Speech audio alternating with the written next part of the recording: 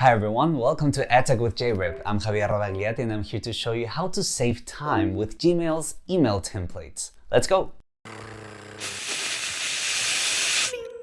If you find yourself sending the same type of emails to, for example, parents or students, you can easily create email templates to save time. First, you have to go to the settings, clicking on the gear icon on the top right, and then see all settings. Then click on the advanced tab, find templates, and click enable. Then click on save changes. And to create your templates, you would have to open up a new message, type your text, then click on the three dots menu, hover to templates, and then save draft as template. And in this case, I'm gonna save it as a new template. I can give it a name and then click on save. To use one of the templates I've created, I can open a new message and click on the three dots menu, hover onto templates, and select the template from my list. I recommend you use some generic names to remind you where you should fill in personal information, for example, learner name. Be aware that the name of your template will be the name of the subject of your email, unless you want to change it, and that when you create a new template, it will save everything that is on the new message window, including the format, hyperlinks, images, and the signature. So if I were to use the template I just created, you see, yes, I would get a double signature. Make sure you take that into consideration when you create your email templates. I hope you found this helpful.